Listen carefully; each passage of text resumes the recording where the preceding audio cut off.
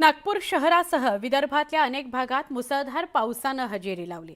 रात्री झालेल्या पावसामुळे शहरातील काही घरांचं नुकसान झालंय। या पावसामुळे शहरातील अनेक भागांमध्ये झाडं उन्मळून पडण्याच्या घटना घडल्या। या अवकाळी पावसाचा पिकांना सुद्धा फटका बसलाय। नागपुरातील मनीष नगर अंडरपासमध्ये पावसाचं पाणी सुद्धा साचलेलं बघायला मिळालं।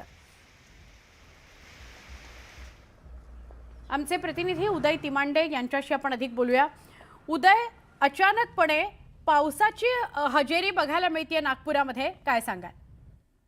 खरं तर गेल्या काही दिवसांपासून नागपूर आणि नागपूरच्या आजूबाजूच्या जिल्ह्यांमध्ये जे आहे ते उष्णता वाढते। त्यामुळे उन्हाळ्याला नागपुरात आणि विदर्भात सुरुवात झाली असताना काल रात्री अचानक जे आहे ते अवकाळी पावसानं नागपूर जिल्ह्यातला काही भाग असतील, भंडारा जिल्ह्यातला काही भाग असेल आणि वर्धा जिल्ह्यातला काही भाग असेल, या भागामध्ये रात्री उशिरा जी आहे ती पावसानं हजेरी लावली। सुमारे 1 तास हा जोरदार पाऊस झाला। त्यामुळे शहरी जीवन तर अस्तव्यस्त झालंच, मात्र शेतकऱ्यांचं देखील, कारण अनेकांच्या शेतीमध्ये कापूस काही काढलेला नाहीये, काही शेतीमध्ये चण्याचं पीक असेल, धानाचं पीक असेल, हे सगळे पिकं शेतात आहे। काहींनी काढलेलं जे आहे ते शेतामध्ये ठेवलेलं आणि उन्हाळा असल्यामुळे शेतकरी जो आहे तो बेसावध होता आणि त्याचा फटका आता काल रात्रीच्या या अवकाळी पावसामुळे शेतकऱ्यांना आणि शहरातील लोकांना देखील बसलेला। कारण नागपूर शहराचा विचार केला तर अनेक ओव्हरब्रिज असेल किंवा उड्डाण पुलावरती जे आहे ते पाणी साचलं होतं, तर काही ठिकाणी झाडं देखील उन्मळून पडल्याच्या घटना घडलेल्या आहेत। मध्यरात्री हा पाऊस झाला, त्यामुळे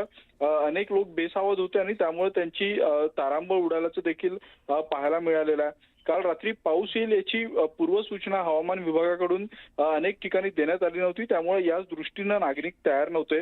मात्र आता आज सकाळपासून जे आहे ते हवामान उघडं आहे, ऊन पुन्हा एकदा तापायला लागलेली आहे। मात्र काल झालेल्या या अवकाळी पावसामुळे शेतकऱ्यांचं आणि शहरातील नागरिकांचं जे आहे ते काही प्रमाणात नुकसान झालेलं आहे। त्यामुळे आता या सगळ्या नुकसानीची सरकार कशा पद्धतीने दखल घेतं हे पाहणं महत्त्वाचं असणार आहे। नक्की, धन्यवाद माहिती दिल्याबद्दल। नागपुरामध्ये काल रात्री अवकाळी पाऊस झाला, त्यामुळे कळमना या मार्केटमध्ये उघड्यावर ठेवलेलं धान्य भिजलं। मार्केट प्रशासनानं धान्याची पोती उघड्यावर ठेवली होती। धान्य भिजल्यानं शेतकऱ्याचं नुकसान झालेलं आहे। नागपूर आणि आजूबाजूच्या भागात अवकाळी पाऊस पडला। साधारणपणे 1.5-2 तास सलग मुसळधार पाऊस सुरू होता।